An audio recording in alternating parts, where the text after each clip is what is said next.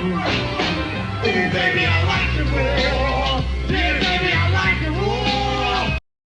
Emanuel Navarrete has quietly become a 3-division world champion with wins against Isaac Dogbo, 2 times with wins against Ruben Villa, wins against Liam Wilson, and his biggest win against Oscar Valdez in a one-sided beating that he handed Valdez.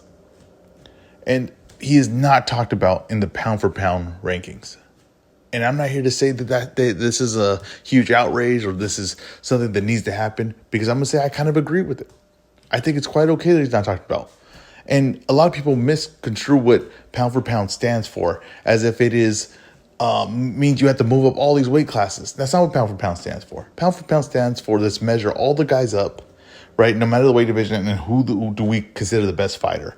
And I don't think Navarrete has the wins right now, right? That doesn't have the quality of opponents to say he's one of the best top 10 best fighters in the world right now.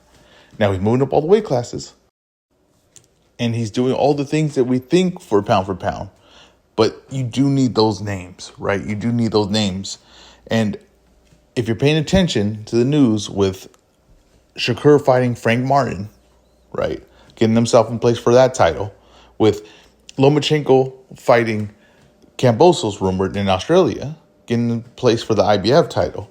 That leaves Navarrete with the opportunity to move up in weight. And when you are a champion at the WBO and you move up, you can make yourself the mandatory at the next weight class. And Top Rank wants to keep the belts on their side, so they might match him up with Denis Brainchek, Ukrainian fighter who has just fought recently against Anthony Yijit. And with that win, I think that there's going to be good buzz to put him on the pound for pound. And he's finally going to have put the thing where he's at least in the conversation. Now, I don't think that win puts him in the pound for pound, but I think that it at least starts making it interesting to have the conversation.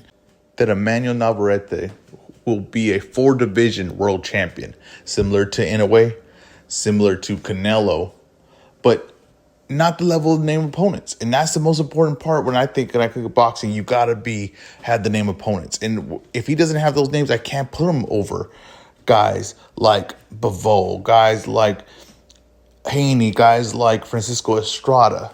I can't put him over those guys because those guys have the names. They have credible opponents that are well respected, and they prove themselves at that level. Now, like I said, he's moving up divisions, but he might hit weak spots in those divisions and be able to do those things. So it is a great accomplishment what he's doing, but he's going to have to prove it against some credible names. And the names that come to mind that could really do that for him and prove he's one of the best fighters in the world. And that's at 135 with guys like Shakur Stevenson and guys like Lomachenko.